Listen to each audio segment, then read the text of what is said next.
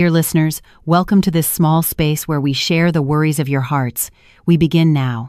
Did you believe, dear listeners, that faith in a husband you've loved deeply for 5 years, a man you were proud of for his impeccable perfection, could crumble in an instant over a single photograph? I didn't. I thought my life was like a piece of classical music with a sweet melody. However, it wasn't until the night of our fateful 5th wedding anniversary that I realized, in a state of shock, that this music was actually a pantomime filled with deceit, and I was the only actor who hadn't received the script. That night, when I sent a single text message, I didn't know that in 10 minutes, not only my marriage but also the reputations of 2 prominent families would be reduced to ashes in front of a hotel room door. The soft melody of a violin echoing from the Summit, a restaurant perched atop a skyscraper in the heart of New York City, didn't reach my heart at all.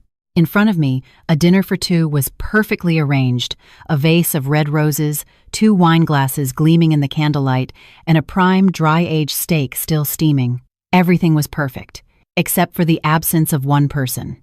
The man I had loved, dedicating 5 years of my youth to him, my husband Ethan, wasn't there.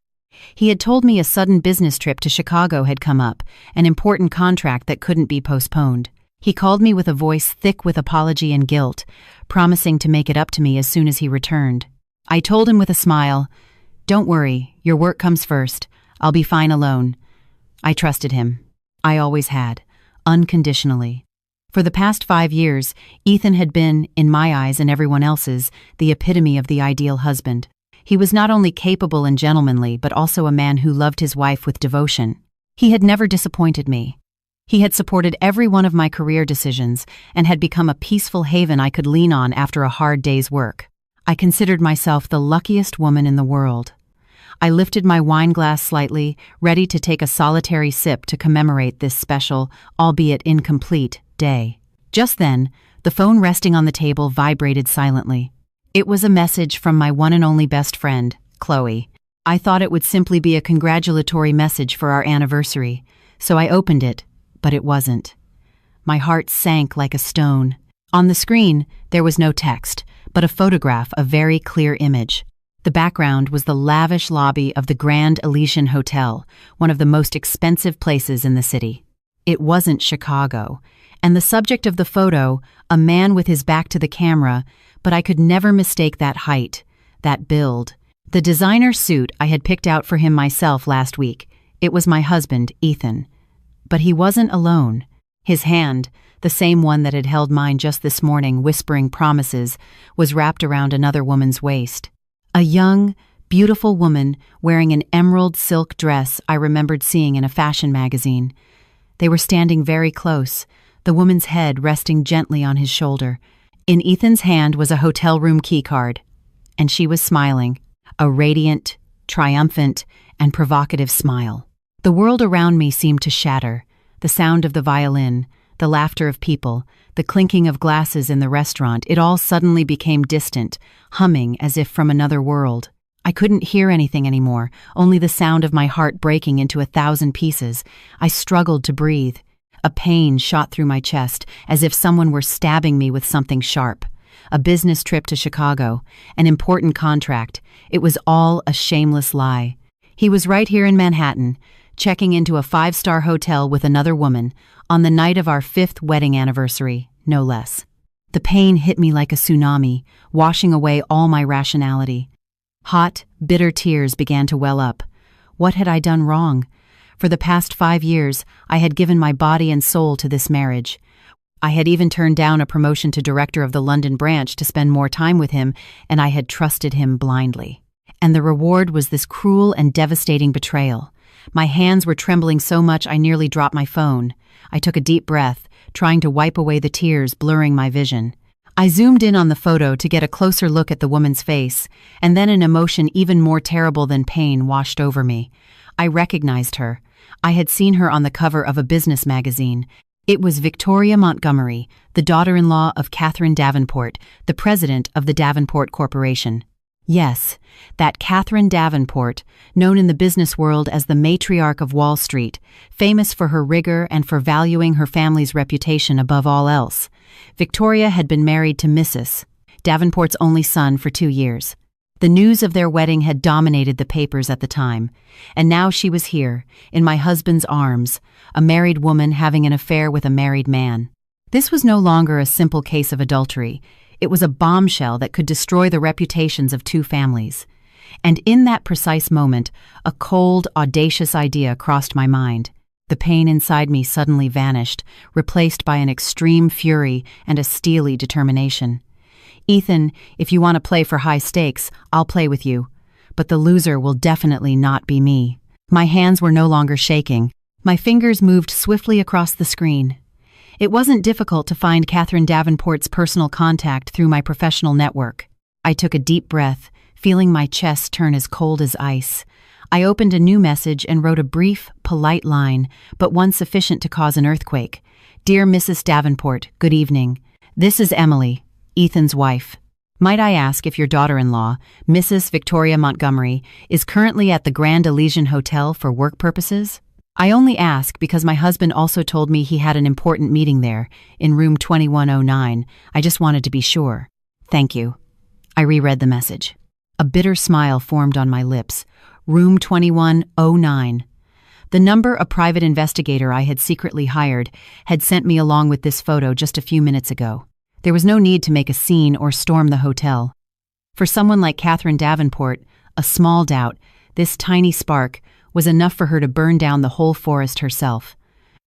I hit send. The message was gone. Now, all I had to do was sit here, finish my wine, and wait. I knew that. Given her character, Mrs. Davenport wouldn't call me to verify the facts. She would go there in person, and from her Upper East Side home to the Grand Elysian Hotel, it took exactly 10 minutes. 10 minutes for the greatest show to begin. 10 minutes that would end everything. Dear listeners, how will this play unfold? What cruel truths lie in wait behind the door? If this story has touched your heart, don't forget to subscribe to the channel and activate notifications so you don't miss the dramatic conclusion that's about to come. Your subscription is a great support for us to continue telling deeper, more meaningful stories. 10 minutes. Such a short span of time, yet for me, it felt like a century. I remained motionless in the red velvet upholstered chair, the wine glass still in my hand. The flickering flame of the candle cast my shadow on the wall behind me, a solitary, desolate shadow amidst this luxurious and romantic space. I wasn't crying anymore. The tears seemed to have dried up, and terrifying emptiness taking their place. In my mind, only images of the past swirled, fragments of sweet memories that, until a few minutes ago, I cherished like treasure. Now, those memories replayed like a slow-motion film, and each frame was like a blade cutting even deeper into my already shattered heart. How could I have been so foolish? How could I have been so blind?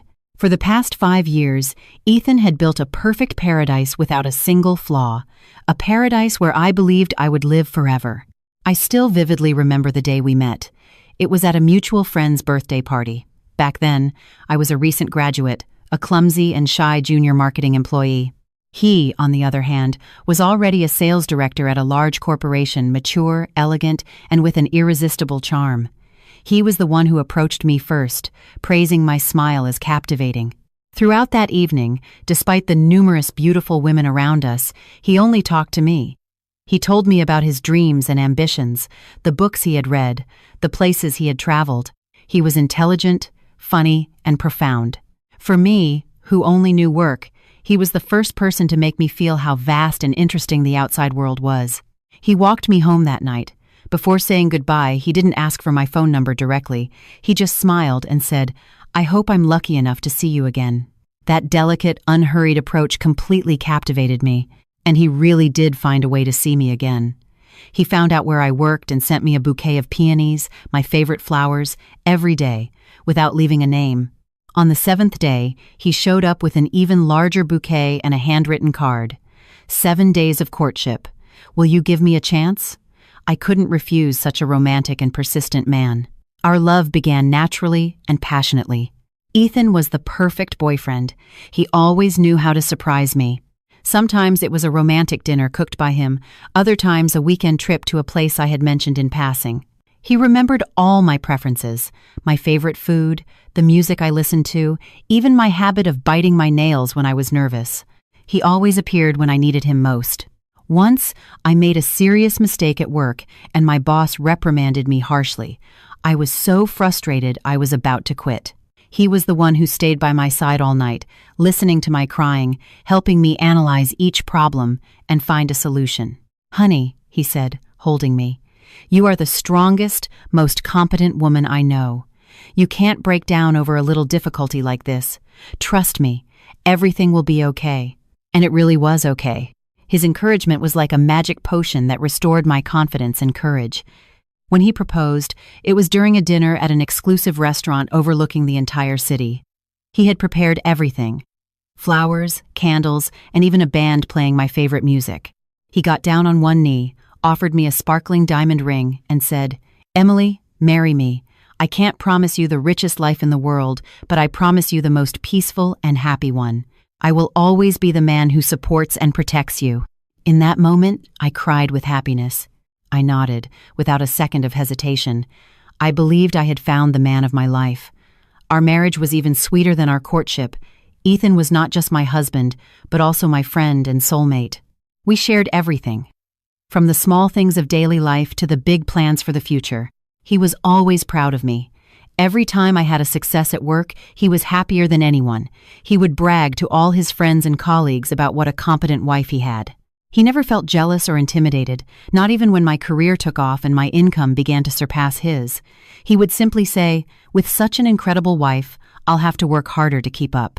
It was precisely his support that made me work tirelessly. I wanted to be his pride, and I wanted to create a stable home so he could focus on his career with peace of mind. 2 years ago, when I was offered the position of director of the London branch, an opportunity anyone in my field would dream of, I hesitated greatly. It meant we would have to have a long-distance relationship, or he would have to quit his current job and follow me. I discussed it with him, and he said something that moved me deeply. "Emily, your career is important, but our family is more so. I don't want to be separated from you for a single day, but I also don't want to be a burden holding you back. Do what you think is right. Whatever decision you make, I will always be by your side." In the end, I turned down the opportunity. I chose my family. I chose to be by his side every day. At that moment, I didn't regret it at all. I thought no career could compare to the happiness of home. Now, looking back, I realize how stupid I was. Perhaps that was what he wanted. He didn't want me to get too far, to escape his control. He needed me here, in New York, to continue playing the role of the perfect wife in his play. Even my mother-in-law, Patricia, was an indispensable part of that perfect play.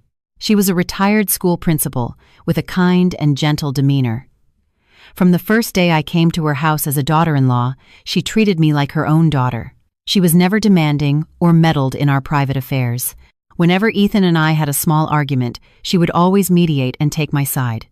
"Ethan, a man needs to know when to yield to his wife. Your wife works hard all day. You need to take care of her a bit when she comes home," she would often say. She also used to bring us nutritious food, insisting that I should take care of my health. I truly considered her my own mother and held her in the highest respect and love. I thought I was so lucky to have a wonderful husband and a caring mother-in-law, a perfect home, a perfect love. It was all too perfect, so perfect it seemed fake. The wine glass in my hand had grown cold. I set it on the table, the crystal hitting the marble with a sharp clack. That sound brought me back to cruel reality. The paradise I had lived in for the past 5 years was nothing more than a gilded cage built on lies. And I, a naive canary, had been happily singing inside that cage, knowing nothing. I looked at the photo on my phone again, saw Ethan's smile, Victoria's smile. I suddenly felt nauseous. All those sweet memories had turned bitter. Every promise, every loving gesture had become a clumsy performance. I believed that paradise would last forever. But I didn't know that right under my feet, hell had begun to show its first cracks a long time ago. Looking back over the last 6 months, I realized how clueless I had been. The signs of the cracks had appeared clearly, like wrinkles at the corner of one's eye, but I tried my best to ignore them, rationalizing that married life can't always be a bed of roses. I had been deceiving myself. Or, to be more precise, I had allowed the perfection created by Ethan to hide everything. The first crack began about 6 months ago with his increasingly frequent and sudden business trips. Ethan was a head of sales, and travel was common, but before, he always gave me a week's or even a month's notice. We would pack his suitcases together. I would iron each of his shirts and run all sorts of errands for him. However, lately, his trips had become more abrupt and secretive. "Honey, I have to go to Miami urgently tomorrow. An important partner from the US just arrived." He would usually tell me this late at night when I was already getting ready for bed. It barely gave me time to iron a couple of shirts, and without being able to ask him more, he would leave the next morning before dawn. These trips repeated with increasing frequency.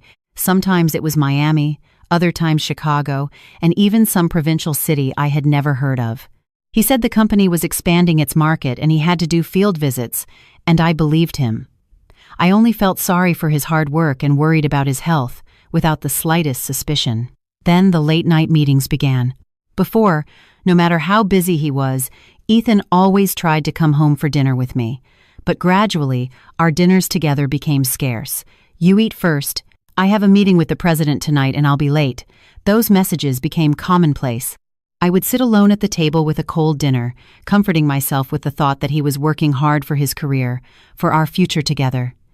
Some nights, I would fall asleep on the sofa waiting for him. He would return smelling of alcohol and an unfamiliar perfume. He would vaguely explain that he had been entertaining clients and would quickly get into the shower. I once scolded him for drinking too much, telling him to think about his health. He just smiled, hugged me, and said, "It's all for our family." Those words were like a sedative that calmed all my worries and anxieties. Again, I convinced myself that I should understand him, that I should be his unconditional support. The changes weren't limited to work. Even in our most intimate moments, I could feel an invisible distance. The hugs were no longer as tight, the kisses became quick and dry. He often said he was tired, that the stress from work left him no room to think about anything else. I was genuinely concerned for him. I looked for the best nutritional supplements, cooked him restorative dishes, and even signed up for a massage course to help him relax. I did everything I could as a wife to share his burden, but his response to my care was an increasingly evident evasion. He started putting a password on his phone, something he had never done before. When I asked him, he just smiled and said, "There are new security rules at the company. Important data can't be seen by anyone." He often went out to the balcony to talk on the phone, whispering, and would hang up immediately if he saw me approaching.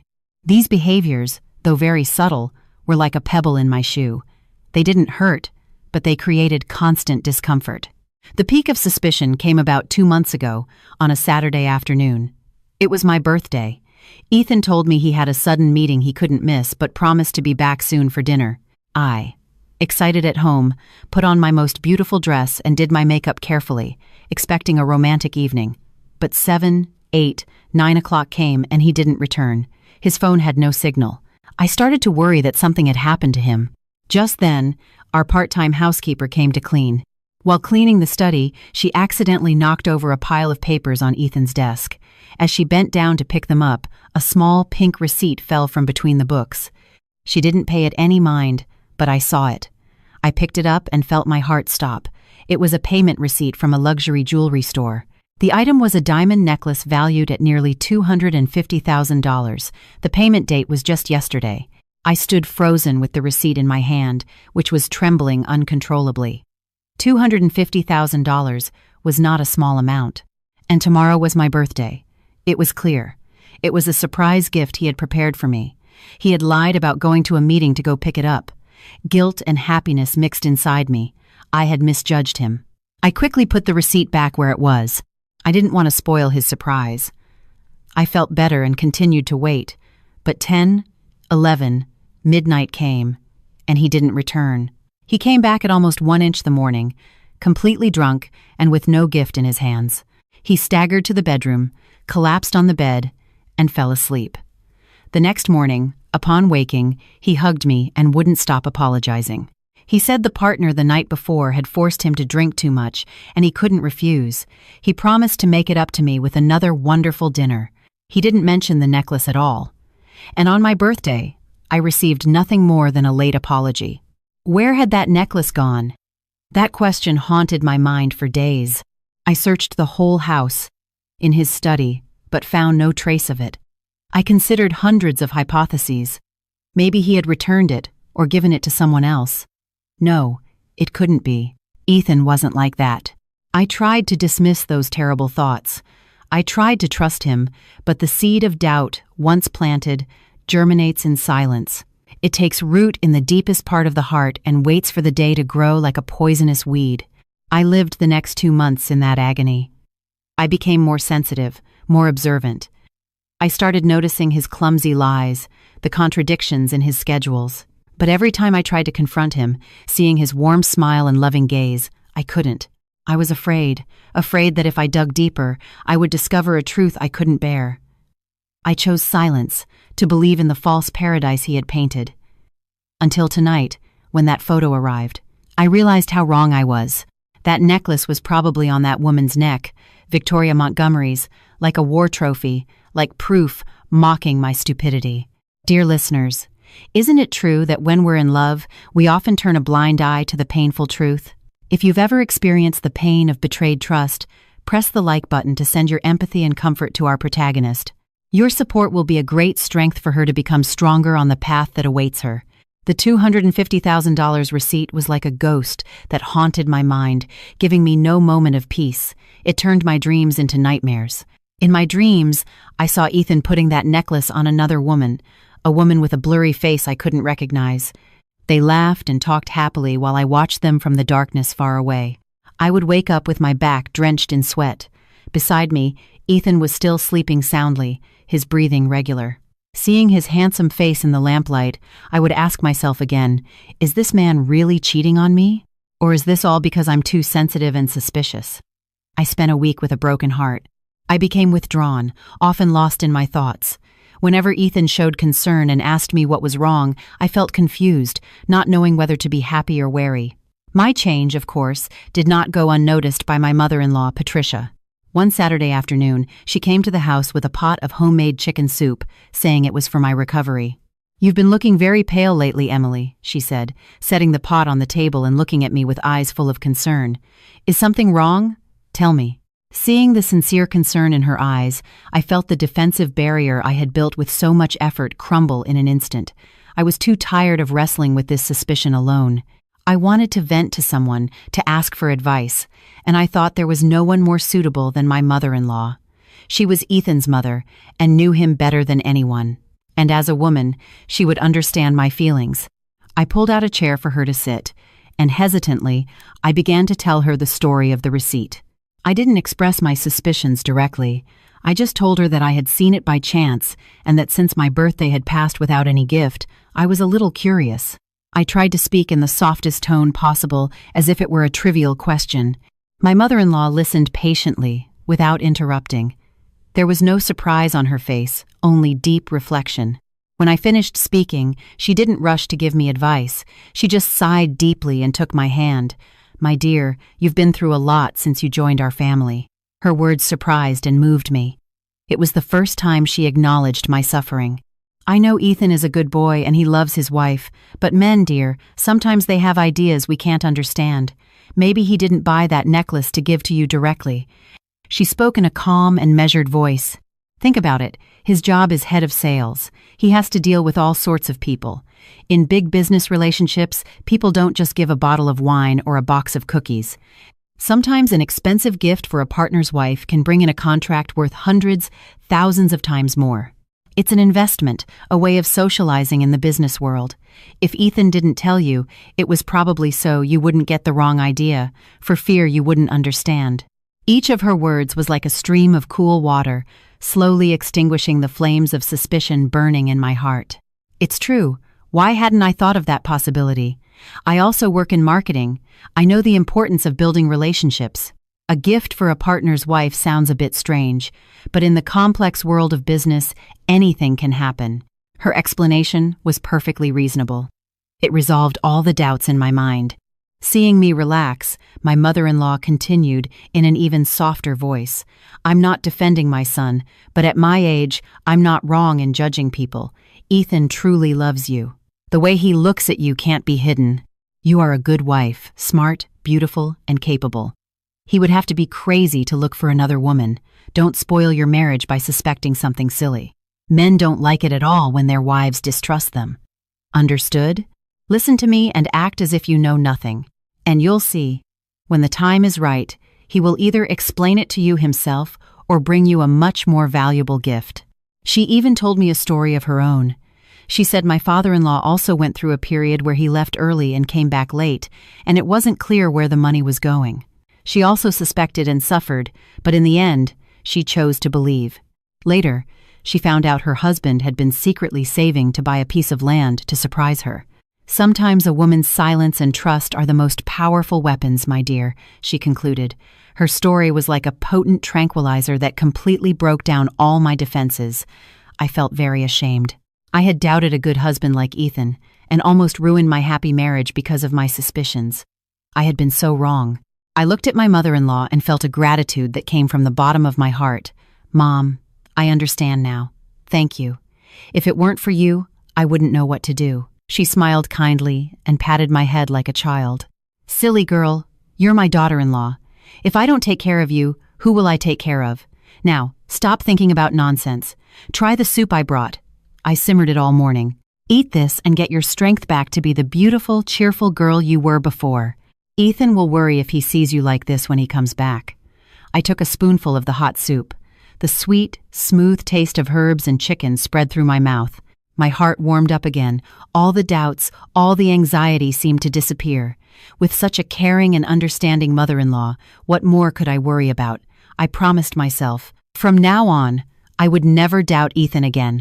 I would trust him blindly and be the kindest, most understanding wife so he could focus on his career with peace of mind. Patricia's performance completely convinced me, and I myself extinguished the last ember of caution. I didn't know that this sweet comfort was actually a poison seeping slowly into my mind, blinding me so that the fall, when the truth came out, would be even more painful. My mother-in-law's comfort was like a summer downpour that washed away all the dark clouds from my heart. I felt light and at peace. I reprimanded myself for being too sensitive and endangering my marriage over a simple receipt. I decided to forget the matter and go back to being the cheerful wife who trusted her husband. I tidied the house, put out fresh flowers, and prepared a magnificent dinner with Ethan's favorite dishes. I wanted to make up for being cold to him the past few days, but perhaps once a person harbors a doubt, it's hard to fully trust again. Rationally, I was convinced by my mother-in-law's words, but deep in my subconscious, the image of the receipt and Ethan's absence on my birthday night were still like a small thorn that pricked me from time to time. That night, Ethan came home. Seeing my radiant appearance and the splendid table, he seemed very surprised. "Did something good happen today, honey?" he said in a sweet voice, hugging me from behind. I turned around with a wide smile. "Nothing. I just felt I hadn't treated you well these past few days and wanted to make it up to you." We had dinner amidst laughter and conversation, as we hadn't done in a long time. But as the night wore on and we were alone in the bedroom, the small thorn in my heart began to grow again. I was in his arms, but I couldn't fall asleep. The question about the necklace was spinning in my head. Should I ask him? My mother-in-law had told me to keep quiet, but I felt that if I didn't ask, I would never be at peace. Curiosity and the longing to know the truth finally won. I shifted slightly and lifted my head to look at him. "Ethan, can I ask you something, but promise you won't get mad?" He stroked my hair and said in a soft voice, "What's so serious? Ask away. When have I ever been mad at you?" I hesitated for a moment and then mustered my courage. "On my birthday, I happened to see a receipt for a jewelry purchase in your study." As soon as I finished speaking, I felt his body tense slightly.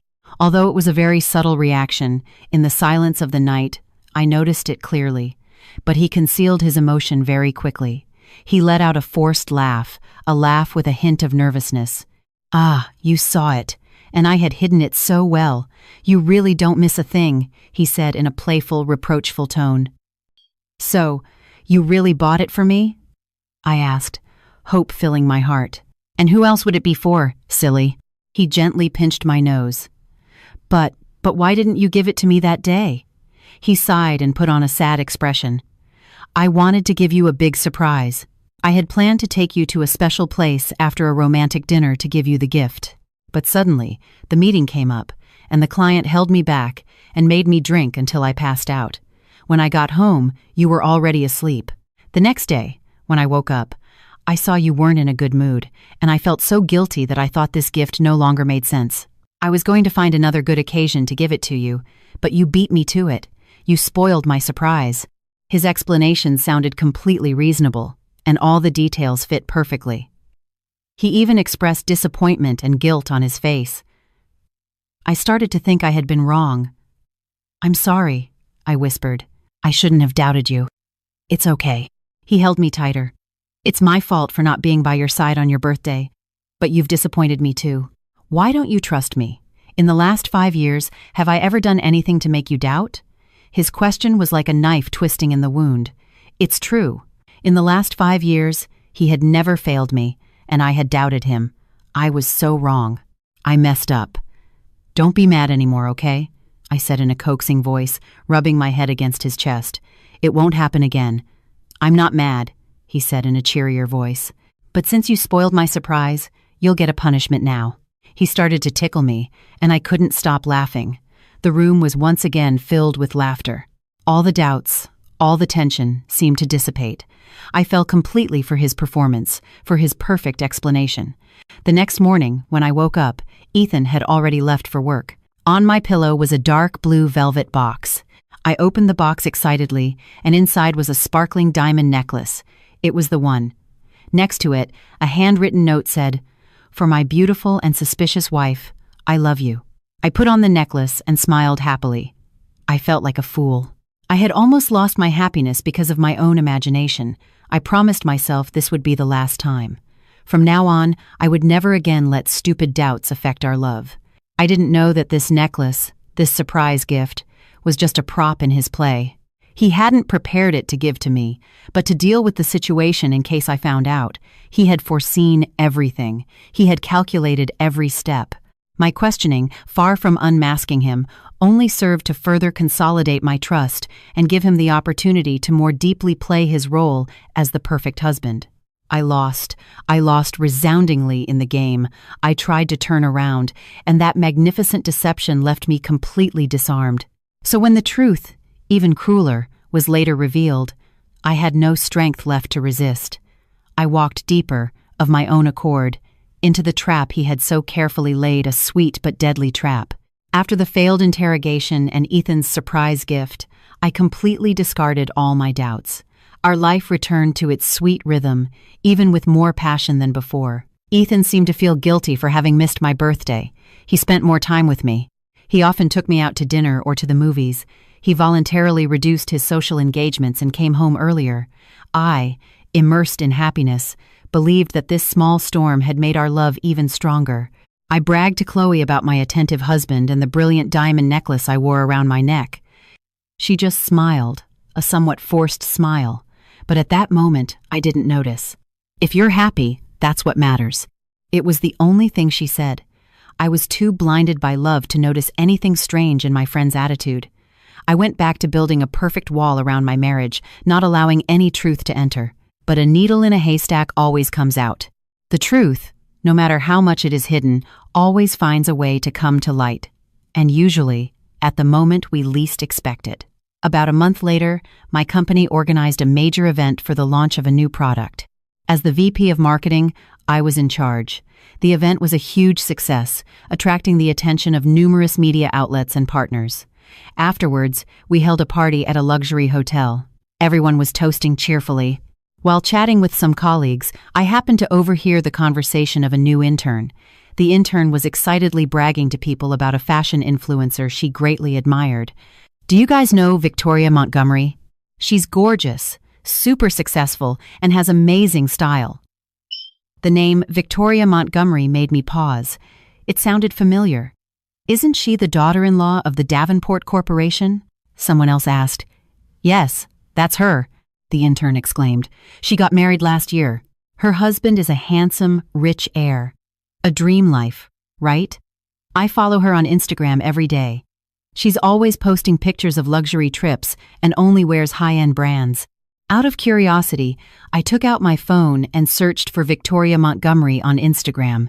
I found her personal profile with hundreds of thousands of followers.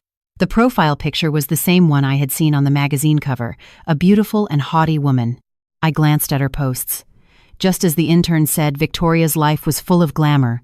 Trips to Europe, limited edition handbags, luxury parties. I was just browsing without any other intention. But then my gaze stopped on a photo posted about 2 months ago. It was a selfie. Victoria was sitting in a luxury restaurant with the city lights shining in the background. She was wearing an attractive off-the-shoulder dress, and her hair was styled in voluminous waves. Her makeup was perfect, and she was smiling radiantly. But it wasn't her beauty that left me frozen. It was the sparkling diamond necklace she wore around her neck. I felt as if an invisible hand was squeezing my heart. I zoomed in on the photo and stared intently at the necklace's pendant. There was no doubt. Every one of the small, precisely set diamonds, the delicate lines, it was exactly the same necklace Ethan had given me. The same one I was wearing at that moment. I unconsciously touched the necklace hanging from my neck. A chill ran down my spine. How was this possible? Why did she have a necklace identical to mine? With trembling hands, I clicked on the photo's publication date. October 25th, my birthday. The day Ethan told me he had a sudden meeting. The day I found the receipt. I felt dizzy. All the loose pieces suddenly fit together to form a complete picture, a cruel and relentless picture. On the night of my birthday, Ethan didn't go to any meeting. He was at this luxury restaurant with Victoria. The necklace he bought wasn't for me. It was originally for her. His explanation, his repentant act, it was all a lie concocted after he realized I had found the receipt. This necklace I'm wearing now is probably an identical replica he bought in a hurry to shut me up and cover everything up. I felt a tightness in my chest and my throat went dry. I quickly got up and ran to the restroom. I splashed cold water on my face, trying to calm down, but the image of the necklace on Victoria's neck wouldn't stop tormenting me. I looked at myself in the mirror. The woman I saw looked truly pathetic, a pale face, eyes wide with terror. She was also wearing a diamond necklace, but it was no longer a symbol of love. It was like a shackle, proof of her own stupidity. I burst out laughing, a bitter, unhinged laugh. In the end, I was just a substitute, a replacement. He had bought my silence with a fake gift so he could continue his affair. I had been deceived. I had been completely deceived. I returned to the party, trying to act as if nothing had happened, but my mind was no longer there. I couldn't stop thinking about Victoria and Ethan and their relationship. Why Victoria? A woman who had everything, fame, money, a millionaire husband. Why did she have to be the other woman? And Ethan, what did he gain from this relationship? Daring to have an affair with the daughter-in-law of someone as powerful as Catherine Davenport, wasn't he afraid of the consequences? 1,000 questions arose in my head, and I knew that this time I couldn't stay silent. I couldn't keep deceiving myself. I had to find out the truth. I had to find out, at any cost, what was happening behind my back. The sweet play was about to end, and this time, I wouldn't be just a naive spectator. I would be the one to rip open the fake velvet curtain myself. Has a coincidence so suspicious ever appeared in your life that it made your hair stand on end? Share this story with your most trusted friend and see for yourselves that sometimes a woman's intuition is never wrong. The euphoria from the alcohol and professional success quickly dissipated, leaving only the bitter taste of cruel truth. I returned home like a sleepwalker. This luxurious apartment, once cozy and warm, now seemed like a huge stage decorated with falsehoods. Ethan hadn't returned yet, and I had no desire to wait for him. I went straight to the bedroom, took the necklace off my neck, and threw it into a corner of the jewelry box. I never wanted to see it again. Every time I saw it, I felt a sense of humiliation. I lay on the bed, staring at the ceiling with my eyes open. Sleep had completely abandoned me. In my head, only images of Ethan and Victoria, the identical necklaces, and the face of my mother-in-law, Patricia, with her kind smile and sweet words of comfort, swirled around. I'm not wrong in judging people. Ethan truly loves you. Her words echoed in my ears. Did he really love me? Would a man who truly loves his wife buy the same gift for another woman? Would a man who truly loves his wife lie so skillfully? Or was my mother-in-law also lying? A terrible thought crossed my mind. No, it couldn't be. Although she was Ethan's mother, she had always treated me well and taken my side. She had no reason to deceive me. Perhaps she didn't know anything either and, like me, was being deceived by Ethan. I tried to cling to that thought like a castaway to a piece of rotten wood. I wanted to believe I wasn't completely alone in this fight. I didn't want to believe that all the people I loved and trusted had turned their backs on me. But the truth is often crueler than we can imagine, and it came 2 days after that fateful night, on a Monday afternoon. That day, I took the afternoon off, using the excuse that I wasn't feeling well. I wanted to be alone in the tranquility of my home to sort out my confused thoughts. Around 3 inches the afternoon, while I was trying to read a book on the balcony without being able to concentrate, the doorbell rang. I looked at the intercom and saw it was my mother-in-law. She had come unannounced. A whirlwind of emotions seized me. On one hand, I wanted to see her, to vent and ask for advice, but on the other, I was afraid to face her, afraid that if I told her the truth about the second necklace, she wouldn't believe me, or worse, that she would try to protect her son again. I took a deep breath and, feigning normalcy, opened the door. "Mom, what are you doing here without calling? I was coming from the doctor's and thought of you, so I stopped by," she said, smiling, with a bag of oranges in her hand. "Ethan told me you weren't feeling well. Are you sick? Shouldn't you go to the doctor?" Her concern comforted me a little. Maybe I was being too paranoid. "I'm fine, Mom. Just a little tired from work." Come in, come in." I let her in and prepared her a cup of hot tea. We sat in the living room chatting. She asked about my work, about my parents' health. She was still the same attentive and detailed mother-in-law as always. I was about to bring up the topic of Victoria, but I held back. I didn't want to worry her or shatter the image of the perfect son she had in her eyes. Just then, Patricia's phone rang. She looked at the screen and smiled at me. "It must be Ethan. I'm sure he's calling to see how you are." She answered the phone with a voice full of love. "Hello, son. It's Mom." After exchanging a few words, she suddenly stood up and went to the balcony. I assumed it was so as not to disturb me. "I'm going to talk somewhere quieter," she said. The glass door to the balcony wasn't closed properly, but slightly ajar. I was sitting in the living room, but I could vaguely hear her conversation. At first, I had no intention of listening, but a few of her words caught my attention. "I think she's suspicious again lately. Yes, she's been in a bad mood for a few days. Don't worry, Mom can handle this. You just focus on your work. Yes, be careful with that, Victoria. Her family isn't just anyone, so be careful you don't get caught." "Yes, understood. I'll try to talk to her. Emily trusts me blindly. She believes anything I tell her. I have to go. I'm at her house. If I talk too long, she'll get suspicious." Each of her words was like a hammer blow to my head. My ears were ringing, and I felt my blood run cold. I sat motionless in the chair, unable to believe what I had just heard. Emily trusts me blindly. She believes anything I tell her. So, that was it. That was it. Her concern, her comfort, it was all an act to calm me down and cover up her son's sins. Not only did she know about Ethan's affair, but she was his accomplice, his helper in the cover-up. This shock was 1,000 times greater and more painful than when I discovered Ethan had another woman. The person I respected as my own mother, whom I trusted with all my heart, was the one stabbing me in the back. I felt sick. Love, family, affection, everything I believed in was a farce. I was living in a den of wolves, amidst a family of professional scammers. Together, they had woven a perfect web, and I was the stupid prey who had walked right into it. My mother-in-law finished the call and came back in with a kind smile. "Ethan is very worried about you. He told me to stay for dinner and keep you company." She continued speaking in a sweet voice, as if nothing had happened. I lifted my head and looked at her.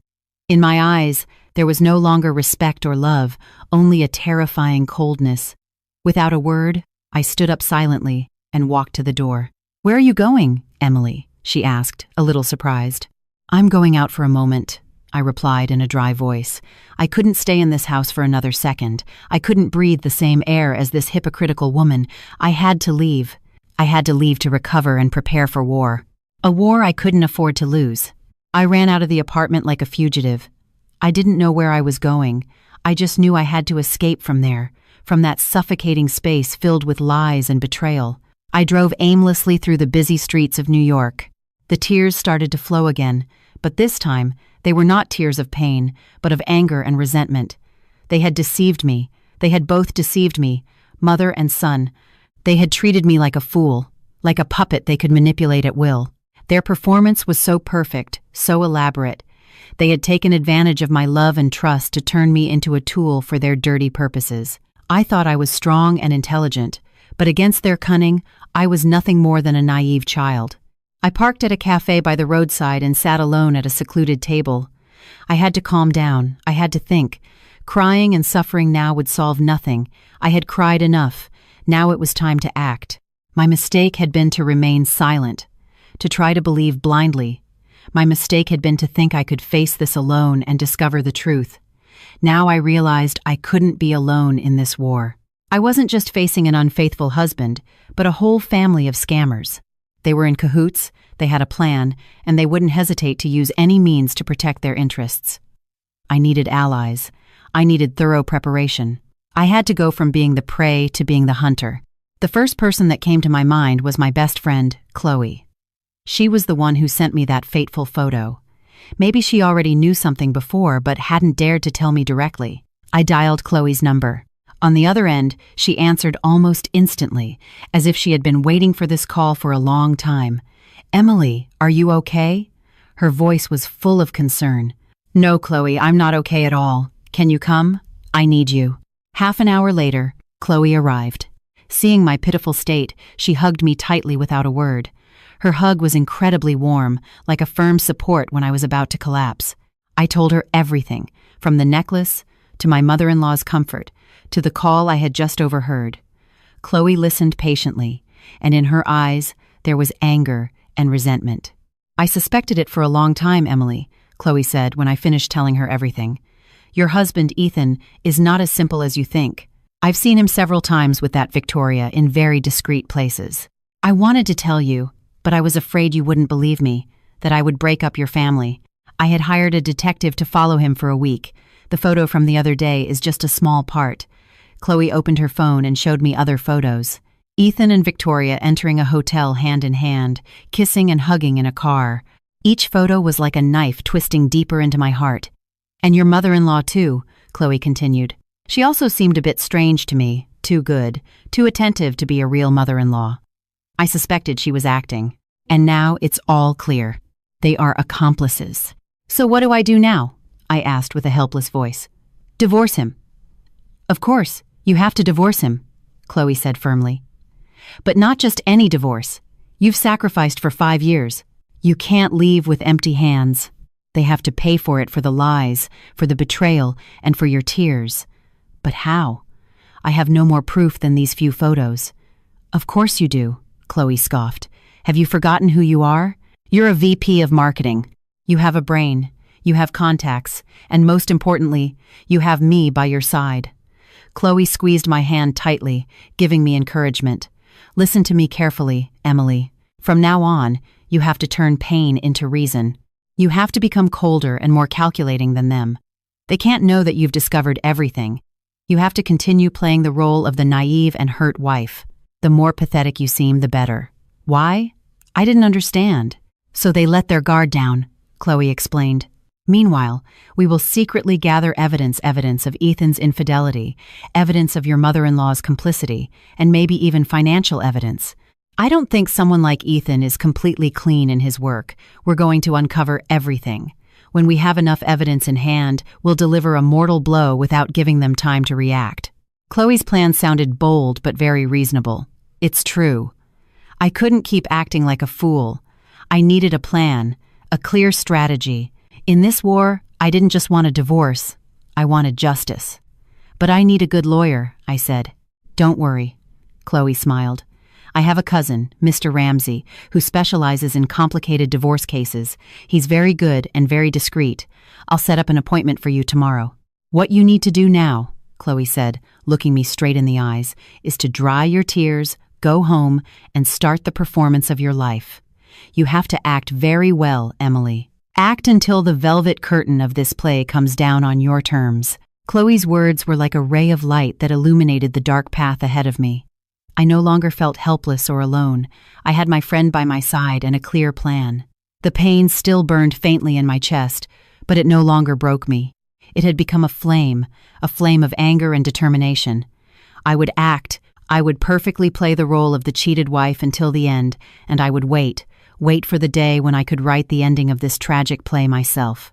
Returning home, I was a different person. I still had a sad expression. My eyes were still red.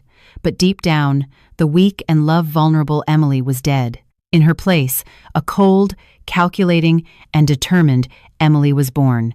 When I returned, my mother-in-law rushed to ask me how I was, perfectly playing her role as the worried mother. "Emily, where have you been? You didn't answer your phone. I was so worried. Is something wrong?" "You look terrible." I rested my head on her shoulder and pretended to sob. "Mom, I don't know what to do. I'm so miserable." I began my performance. I cried to her about the stress from work, about the loneliness I felt when Ethan went on business trips so often. I tried my best to appear weak, vulnerable, and in need of support.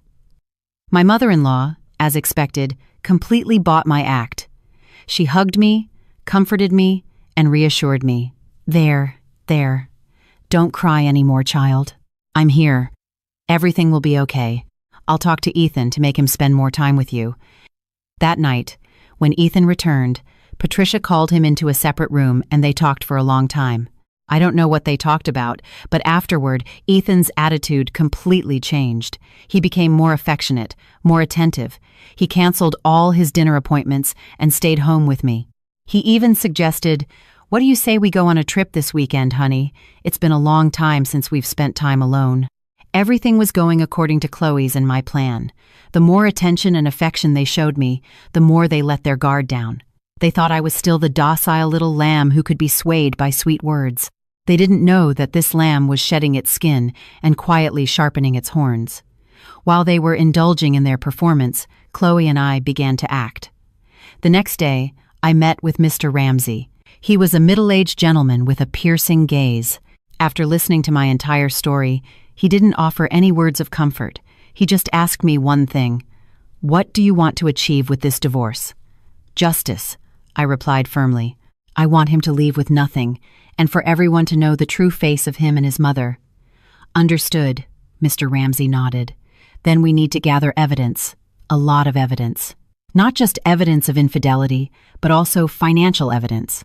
Do you suspect anything in your husband's business dealings?" I told him about Ethan's strange behaviors, his secret phone calls, his suspicious knowledge of financial matters. Mr. Ramsey nodded. "It's very likely he has not only deceived you emotionally, but also with your money. Let's start here." Following Mr. Ramsey's instructions, I began my own investigation. I took advantage of the trust Ethan was trying to rebuild to subtly ask him about his work. I feigned interest in his projects and asked him to explain the contracts and partners. When he wasn't around, I secretly copied all the important documents from his computer. The deeper I dug, the more suspicious things I found. Contracts with ambiguous clauses, partners about whom there was hardly any information online. There seemed to be an illegal flow of funds. At the same time, Chloe was not resting. She combined her contacts with the information obtained from the detective to investigate Victoria, and what she discovered truly stunned us. The daughter-in-law of the Davenport Corporation, Victoria Montgomery, was actually a piece in a much larger game. Her marriage to the heir was just a marriage of convenience for business reasons. Her husband was a notorious playboy who had no interest in his wife. Victoria's affair with Ethan was not just for romantic reasons. It had another purpose. Ethan had promised to help her divert part of her in-laws' fortune through a phantom investment project. They were a pair of scammers using each other for profit, and I and Victoria's husband were just victims, a shield to cover up their conspiracy. This truth enraged me, but at the same time, it left me bewildered. I wasn't the only victim in this play. I decided to play a bolder card. I had to make Ethan and Victoria expose themselves. I told Ethan that the following week I had to go on a business trip to London for a week. It was the perfect opportunity that I had created myself. I was sure that as soon as I left, he wouldn't waste the opportunity to be with his lover. "Are you going alone?" Ethan asked, hiding the joy in his eyes. "No, I'm going with some colleagues." "Take good care of the house while I'm away," I smiled, perfectly playing the role of the attentive wife. "Don't worry. Have a good trip. I'll take good care of the house, he hugged me. A hug full of hypocrisy. The day I left for London, I didn't go to the airport. I went to a hotel near our home and booked a room with a good view. Chloe and the detective team were ready. As expected, just a few hours after my departure, Ethan's car pulled up to the main entrance of the Grand Elysian Hotel. He and Victoria entered hand in hand once again, but this time they didn't know that their every move was being meticulously recorded by dozens of hidden lenses. The net was cast, and the prey had walked right into it. Sitting in the hotel room, watching the real-time footage transmitted to my computer, I felt strangely calm. My play was about to end, and this time, I was not only an actress, but also the director, the person who would decide the fate of all the characters in this play. If you are eagerly awaiting the protagonist's thrilling comeback, subscribe to the channel right now. The journey to reclaim justice has just begun, and the most intense parts are yet to come. Don't miss a single moment. The hotel room I was staying in instantly became a small command center. The large laptop screen continuously streamed images from the hidden cameras with crystal-clear sharpness. I could see Ethan and Victoria sitting in the hotel's luxurious restaurant, laughing and chatting happily as they toasted with wine.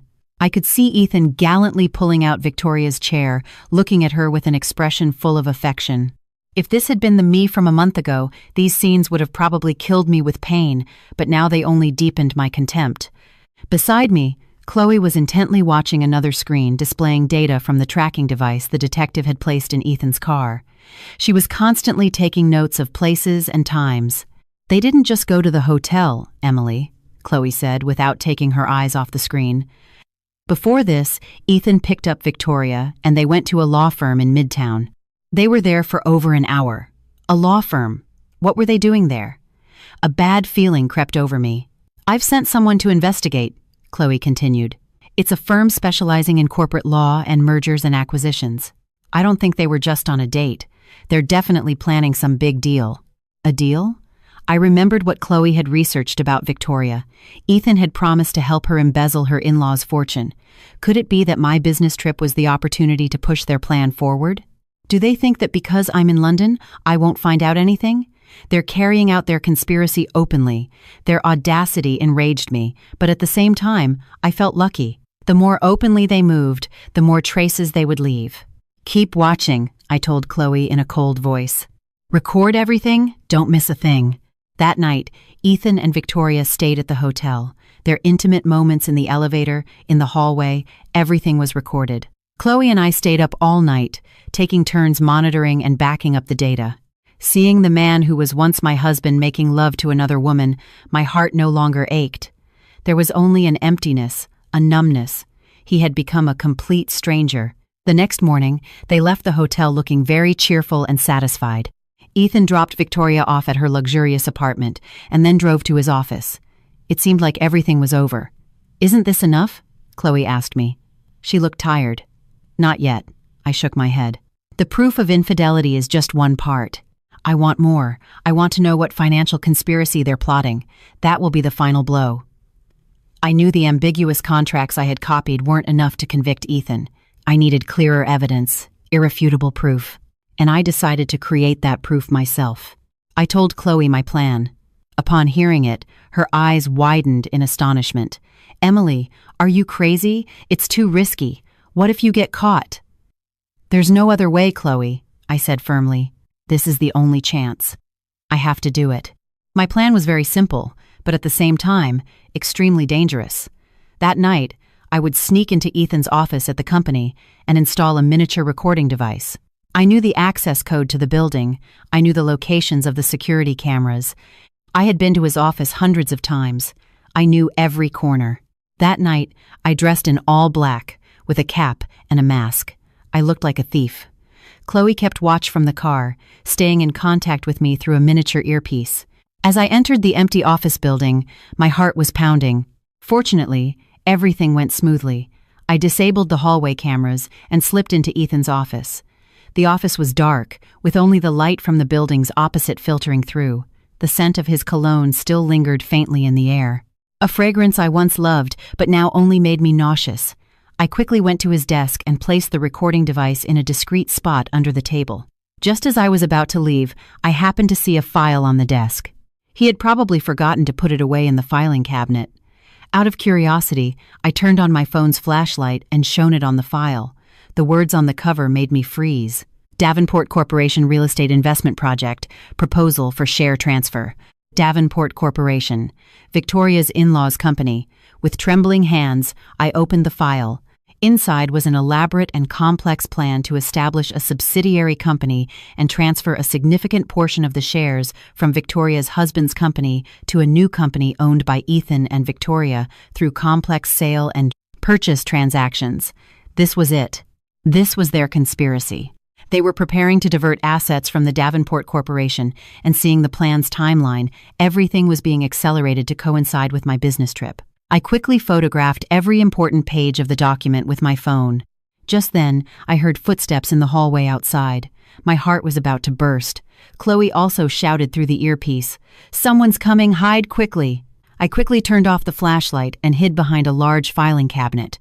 The office door opened, and the light from the hallway flooded the room. I saw a man's shadow. It was Ethan. Why was he back at the office at this hour? I held my breath, motionless. He came in and turned on the light. He seemed to be looking for something. He went straight to the desk and picked up the file I had just been looking at. I screamed inwardly, "It's over. He'll notice the file has been moved." But no, he just glanced at it and put it in his briefcase. He had probably come back for it. He turned off the light and left the office. I waited for his footsteps to fade away before I could breathe again. It was a close call.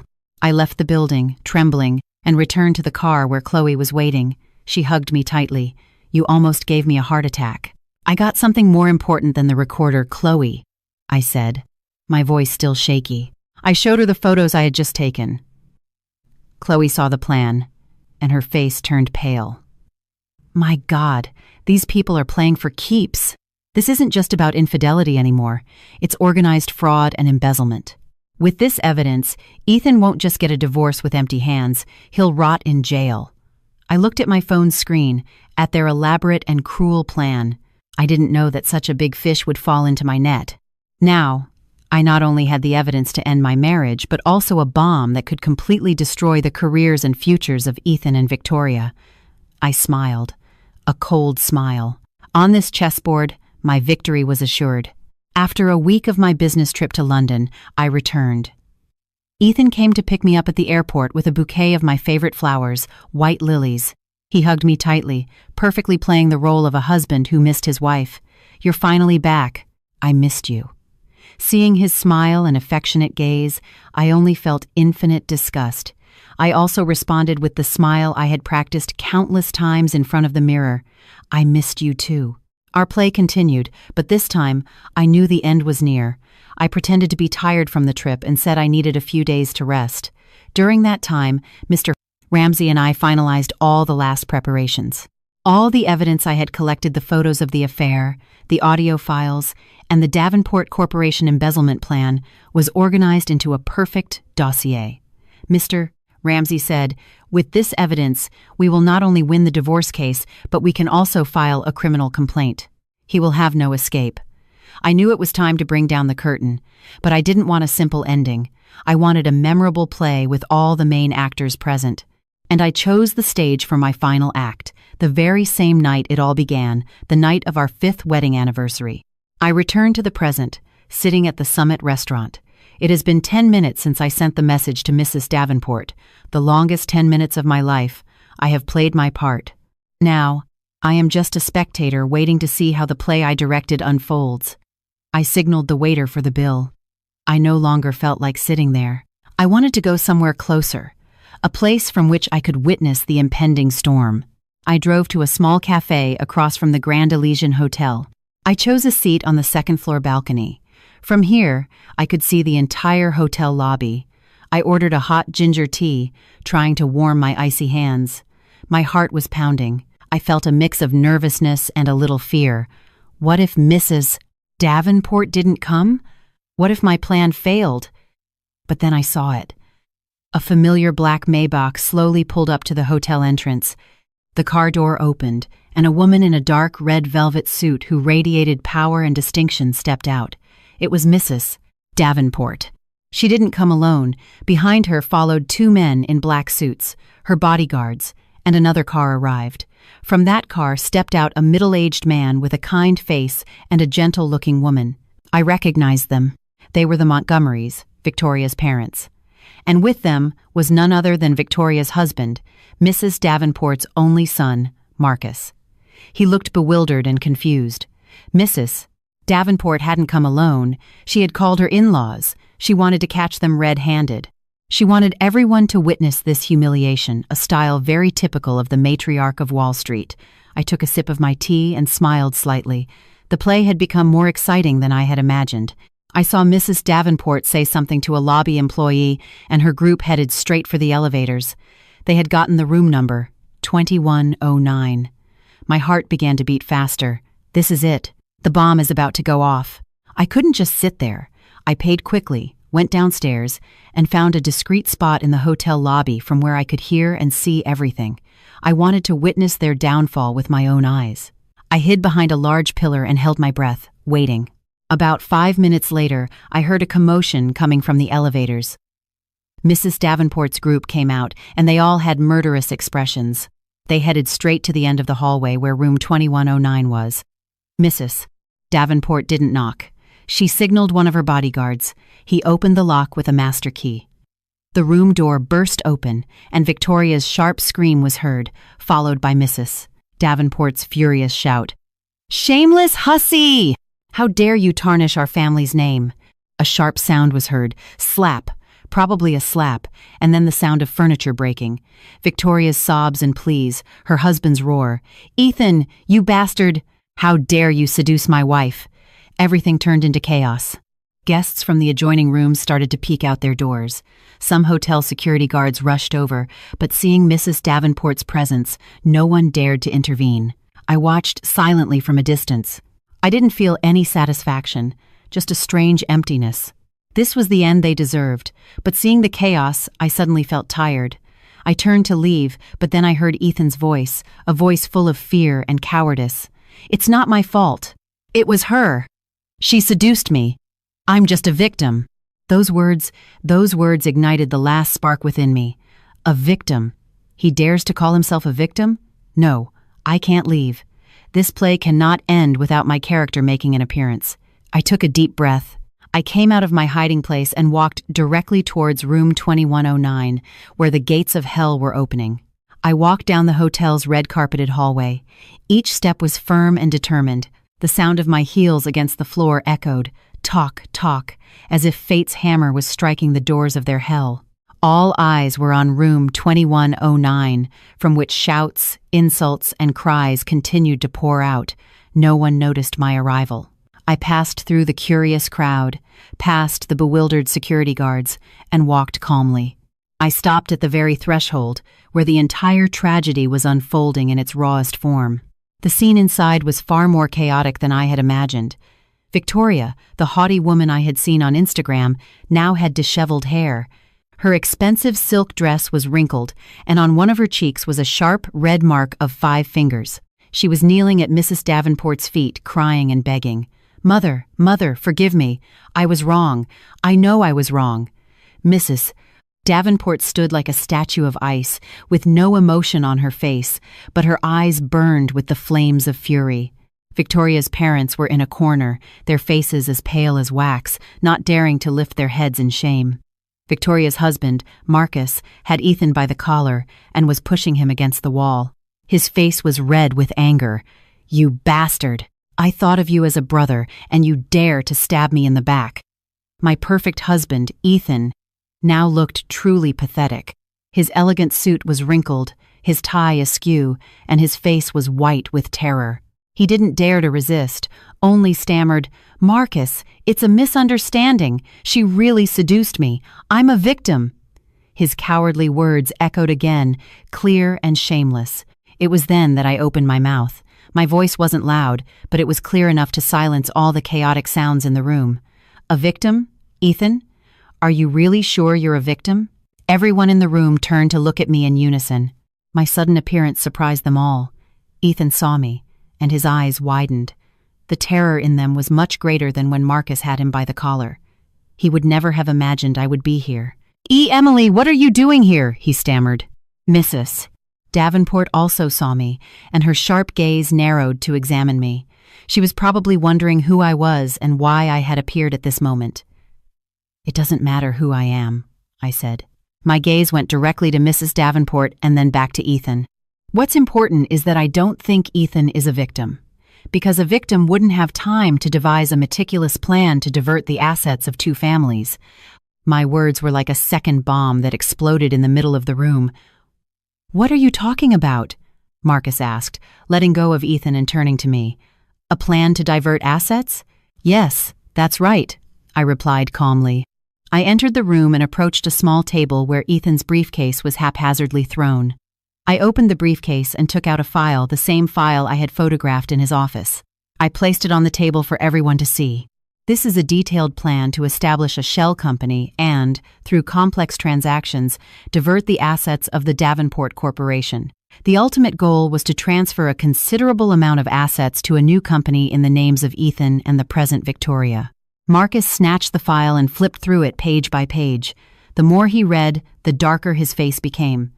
Victoria's parents also rushed to look. They were not fools. Just by seeing that detailed plan, they understood everything instantly. "My God, this was their real purpose," Victoria's mother exclaimed in horror. She turned to look at her daughter. In her eyes, there was no longer anger, but deep disappointment. Ethan and Victoria were frozen. They would never have imagined that their most secret plan would be revealed so abruptly. Ethan looked at me. In his eyes, there was no longer terror, but hatred. "It was you. This was all you're doing," he shouted. "Yes, it was me," I said, looking him straight in the eyes without the slightest fear. "If I hadn't, how else would everyone see your true face? The face of a scammer, of a snake ready to bite those who have taken you in addition to betraying your wife and your friend." I turned to Mrs. Davenport. She had been observing silently until now, but I knew a storm was raging inside her. "Ma'am, allow me to introduce myself. I am Emily, Ethan's legal wife. I was the one who sent you the message tonight. I had no intention of meddling in your family's affairs. I just wanted you to know that the relationship between your daughter-in-law and my husband is not a simple case of adultery. They are partners in crime." The whole truth had come to light. The play was completely over. Ethan and Victoria could no longer deny it. He tried to play the victim, but in the end, it was I who unmasked his true nature as a perpetrator. The gates of hell had opened, and he had walked in of his own accord. Seeing Ethan's stunned and desperate face, I felt not the slightest compassion. This was the end he deserved. But I knew the story wasn't over yet. Behind this betrayal was another person, a person who had aided and abetted all these sins, and I was not going to let that person get away with it. If you think this revelation was shocking enough, you are mistaken. The most terrible truths are yet to come to light. Leave your predictions in the comments about who the last mysterious character might be, and don't forget to watch the next chapter. The luxurious hotel room now looked like a crime scene. Everyone was speechless at the facts I had just revealed. The asset embezzlement plan lay on the table like a solemn accusation that admitted no excuses. Ethan and Victoria stood like convicts awaiting sentencing. Their faces were as pale as wax, and their former confidence and arrogance had vanished, leaving only fear and despair. Marcus, after reading the documents, could no longer maintain his composure. He didn't hit Ethan again, but turned to his wife. In his eyes, there was no longer anger, but deep disgust and contempt. "Victoria, I never thought you were this kind of person. You not only betrayed me, but you tried to ruin my entire family. You don't deserve to be my wife or the daughter-in-law of my family," he said in an icy voice. Victoria's parents were so ashamed they couldn't look at anyone. They just bowed their heads and quietly apologized to Mrs. Davenport and her family. But Mrs. Davenport didn't even glance at them. Her iron gaze was now fixed on one person. Me. She approached me.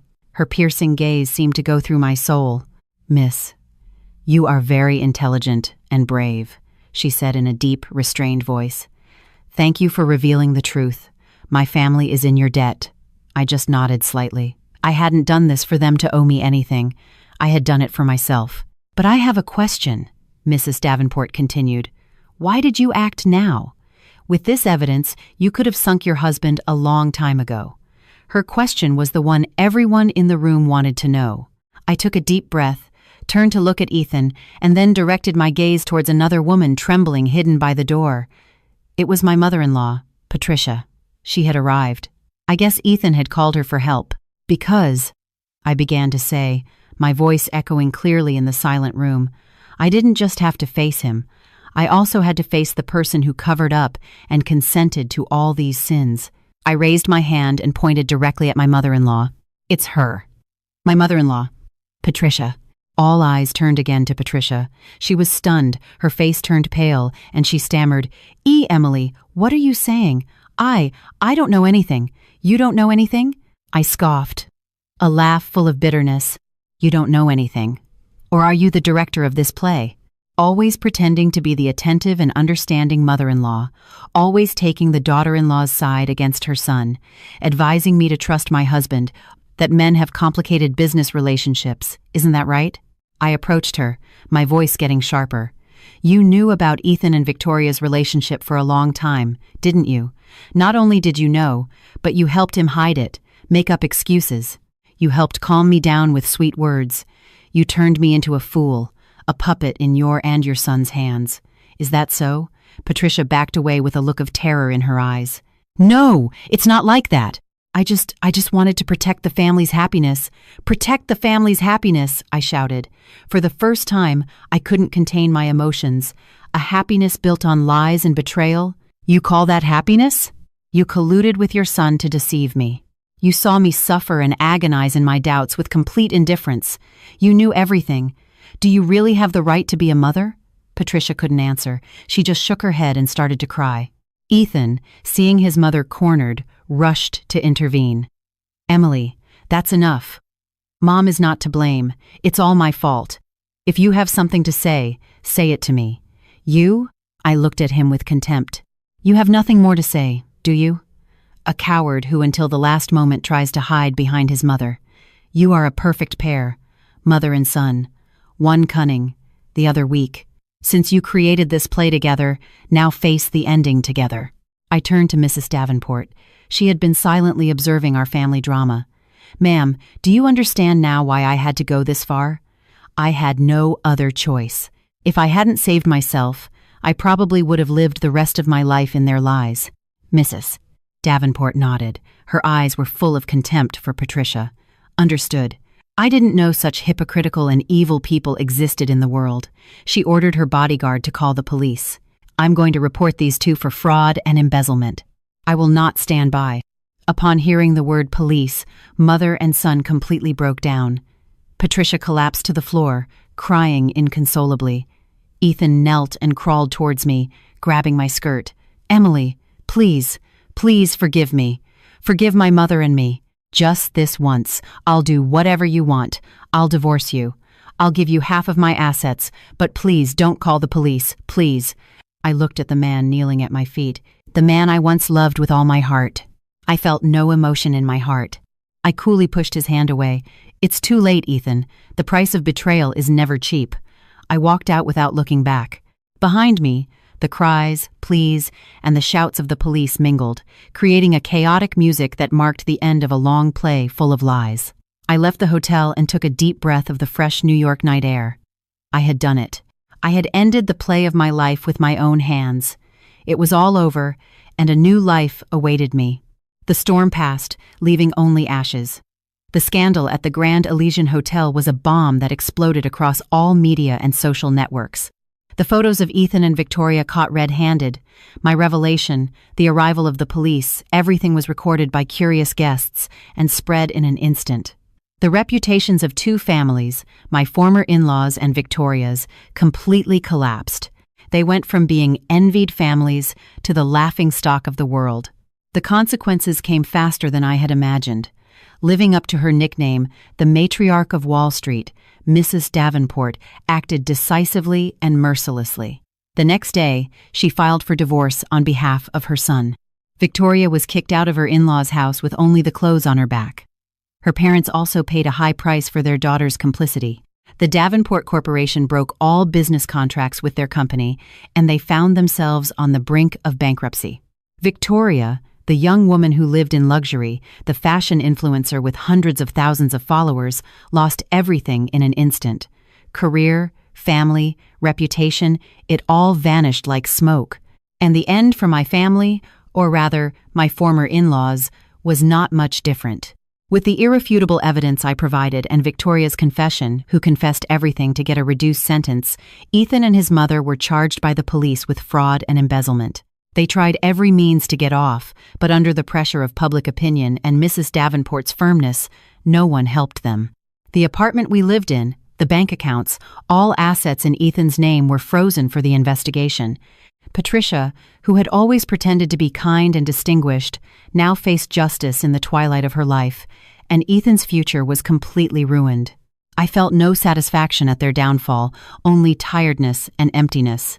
The war was over. I was the victor. But why did this victory have such a bitter taste? I had paid for this victory with 5 years of my youth, my love, and my trust. I left the apartment we lived in and moved back to my parents' house. My parents didn't blame me for anything. They just quietly supported me, cooked my favorite food, and took care of me. The warmth of family helped me heal my wounds. The divorce from Ethan was processed quickly.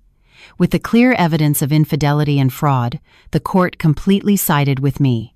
I was able to keep all my personal assets and received a considerable compensation for emotional damages. On the day of the trial, I met Ethan again. He seemed to have aged 10 years. His hair was gray and his eyes were sunken. His former confident, gentlemanly appearance was completely gone. He looked at me. In his eyes, there was no longer hatred, but a late regret. But I said nothing. I walked past him as if he were a stranger. All the bitterness between us was truly over. I started a new life. I didn't go back to my old company. I decided to become an entrepreneur and founded my own communications agency. I wanted to use my experience and talent to build a new career without depending on anyone. Chloe, who had witnessed the entire process of my story, quit her job and decided to join me. I don't want to work for liars anymore. I want to create a place with you where authenticity and talent are respected, she said. We started from scratch, but with determination and constant effort, our company gradually grew. The initial small successes brought back the joy and confidence I had lost a long time ago. One afternoon, sitting in our new office, looking out at the vibrant cityscape, I received a call from an unknown number. "Hello, is this Emily?" The voice on the other end of the phone was somewhat familiar. "Yes, this is she." "I'm sorry, who is this?" "It's Marcus, Victoria's ex-husband." I was surprised. Why was he calling me? "If you have time, I'd like to invite you for a coffee. I have something to tell you." I hesitated for a moment and then accepted. I was also curious to know what he wanted to say. We met at a quiet cafe. He looked tired, but his gaze was much more serene. He told me about his life after the incident. He and Victoria had officially divorced. His mother, Mrs. Davenport, was very disappointed and shocked. "I called you today," he said, "to apologize and to thank you." "Apologize?" I asked, surprised. "Yes, apologize," he nodded. "I want to apologize for being so stupid, for not seeing the true face of the people around me sooner, and for causing you trouble. And to thank you. Thank you for revealing everything so bravely. If it weren't for you, I would probably still be living a lie." He looked at me with sincerity. "Emily, you are a truly special woman, strong, intelligent, and with great self-respect. Ethan didn't know how to value you. That will be the biggest loss of his life." His words unsettled me a little, but I felt my heart warm. For the first time, a man recognized and respected my true essence. We talked for a long time like old friends. As we parted, he said, "If you ever need help, don't hesitate to call me." I smiled and nodded. I knew that one door had closed, but many others were opening. Life still had many good things waiting for me. Every woman is like a flower that can be trampled by the storm, but if she maintains the roots of her dignity and will, one day she will sprout again and bloom even more radiantly. If you agree with these words, share this story to spread the message about women's rights and the power of regeneration. Time flies, and 2 years passed in the blink of an eye. My life had entered a completely new chapter, a much brighter and more meaningful one. My and Chloe's communications agency, which started in a small office with a few employees, had become one of the most prominent firms in the industry. We carried out numerous successful campaigns for major brands, earning a solid reputation and prestige. I was no longer the weak and love-vulnerable Emily of the past. The business world had made me tough and decisive, but it had not made me lose my sensitivity and delicacy as a woman. I found joy and passion in my work, in creating new value. Each successful project, each client's praise, was a confirmation of my own worth. My relationship with Marcus had also progressed in an unexpected way. After that meeting at the cafe, we stayed in touch as friends. He often asked about my work and gave me useful advice. He also told me about his life, about the pressure of running a large corporation after his mother retired. We found in each other the empathy and understanding of those who have gone through a wound together. Gradually, from friendship, another feeling blossomed between us, a natural and sincere feeling.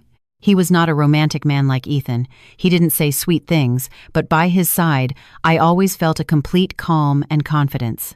He respected me, valued my talent, and always supported me in pursuing my dreams.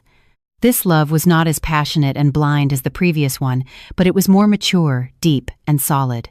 One autumn afternoon, at the same restaurant, The Summit, where I once spent my anniversary night alone in tears, Marcus proposed to me. There were no flowers or candles. He simply took my hand and said, "Emily, over these 2 years, you have taught me what a strong and wonderful woman is. I don't promise you a paradise. You have already created your own paradise. I just want the chance to enter that paradise and build a simple and eternal happiness with you. Will you marry me?" I cried, but this time they were tears of complete happiness. I nodded. Our wedding was intimate, with only the closest family and friends. My mother and Mrs. Davenport, 2 powerful women, were now in-laws. They had gone through the storm together, had seen their children grow, and had found an affinity in each other. My life was now truly complete. I had a successful career, a husband who loved and respected me, and a family that always supported me. The painful memories of the past seemed very distant, remaining only as an expensive lesson that had made me value what I had now even more. Sometimes I would hear news of the people from the past. Ethan, after getting out of prison, couldn't regain his position. It is said that he lives a quiet, difficult, and regretful life. Patricia, I learned, had aged a lot and was frail, living alone and isolated. It was said that Victoria had moved to another city to start over, but no one knew exactly how she was living. I no longer hated them. Everyone has to take responsibility for their own decisions. As you sow, so shall you reap. That is the fairest law of life. One Sunday morning, Marcus and I were walking together in the park. The morning sun was gentle, and the air was fresh. He squeezed my hand tightly. "What are you thinking about?" "I was thinking," I smiled at him, "how curious life is. It took one thing from me, but it gave me other, much more valuable things. That's right. I lost a fake marriage, but I found myself again and found a true love and complete happiness. My story did not end with revenge, but with regeneration. I came out of the darkness into the light, and I know that ahead of me is a long road full of sunshine and flowers. I am ready to write the next happy and brilliant chapters of my life." Dear listeners, thus concludes Emily's journey. We have traveled with her to the extremes of emotions, from the full happiness in a false paradise, through the extreme pain when the velvet curtain of deceit was pulled back, to the euphoria of a thrilling turn of events, and finally, the finding of peace and regeneration. As we finish the last story, probably in each of our hearts, there remain not only the echoes of Emily's story, but also reflections on our own lives, the relationships, and the values we pursue. This story is not simply a drama about infidelity and revenge. It contains a deeper meaning. It is an expensive lesson about trust, the value of self-esteem, and the extraordinary strength a woman can display when she is cornered. The first, and perhaps most painful, lesson is the danger of the perfect package. Ethan and his mother created a picture that was too perfect. A husband who loved his wife with devotion, a mother-in-law as attentive as a mother. They offered Emily a paradise, and it was precisely in that sweetness that Emily let her guard down. Doesn't that sound familiar? In life, we often long for perfection. a love without flaws, a family without conflicts. And when we find something similar, we tend to ignore the strange signs, the small ripples. We blame ourselves for being too suspicious, for spoiling something good. The sudden business trips, the late meetings, the receipt found by chance, everything can be excused with logical reasons. But, dear listeners, female intuition, that vague feeling we often call paranoia, can sometimes be the soul's most sophisticated alarm system. Emily's story sends us a strong warning. Never ignore the voice that whispers inside you. When you feel something is wrong, no matter how small, trust your gut. Love requires trust, but trust does not mean blindness. And when the cruel truth is revealed, what can we learn from the way Emily faces it? She didn't collapse, she didn't make a scene, she didn't choose a vulgar method of revenge. Instead, the pain made her stronger and more rational than ever. This is the most important turning point. Instead of sinking into the role of a pitiful victim, Emily transformed into a strategist. She turned tears into weapons, pain into strength. She understood that when dealing with cunning people, emotions are just a weakness. Only reason, planning, and solid evidence were the only way to reclaim justice. In our lives, it's the same. When we face betrayal or injustice, crying and blaming ourselves is inevitable. But don't stay in that quagmire for too long. Allow yourself time to grieve, but then you must stand up. Learn to transform the negative energy of anger and pain into the positive energy of action. Ask yourselves, what can I do to protect myself? What do I need to gather? Who can I trust? And who can I ask for help? Emily's journey demonstrates the importance of preparation. She did not act on impulse. She sought out her friend, she sought out a lawyer, she wove her net in silence, gathering evidence one by one, from the photos of infidelity, the audio files, to the elaborate financial fraud plan. She won, not by luck, but because she prepared for her war carefully and meticulously. This gives us a very realistic lesson. In any conflict, from home to society, empty words and emotions are worthless. Only clear evidence, irrefutable facts, can protect your rights. Especially for women. Always be aware of the family's financial situation, keep important documents, have a basic knowledge of the law. It's not about being calculating or distrustful. It's about being smart and protecting yourself. A bright and humane point in this story is that Emily did not let herself be blinded by personal revenge. When she discovered that Ethan had not only cheated on her but was a professional scammer who had harmed many other people, her fight ascended to a new level. It was no longer a fight to recover her own assets, but a fight for justice. She could have chosen the easier path, reached an agreement with Ethan for evidence, and ended the matter quickly, but she did not. She wanted all the culprits, from the main perpetrator to the accomplices, to answer to the law. This action shows a maturity and a vision that go beyond personal revenge. Sometimes in life, we find ourselves in difficult situations where we have the opportunity to take revenge. But will a momentary revenge bring us true peace, or will it only make our souls feel heavier? Emily's story shows us another path. Fight for justice. When you turn your own struggle into a struggle for a greater value, you are no longer alone. And your victory will not only bring you liberation, but can also be a torch that illuminates the path and gives strength to others in the same situation. And finally, the lesson on regeneration. 5 years of a broken marriage, love and trust shattered. It was a huge loss, but Emily did not let the past bury her future. She rose from the ashes stronger and more radiant. She built her own career, found a new, more valuable love, and most importantly, turned her pain into a mission by starting her own business to empower herself and others. The sweetest revenge is not to see the enemy suffer, but to live a truly happy and meaningful life that they can never achieve. Emily's story seems to tell us this. There is no eternal pain. If this door closes, another will open. After the rain, the earth hardens. The important thing is whether we have the courage to go through the rain, if we have the faith to wait for the sun.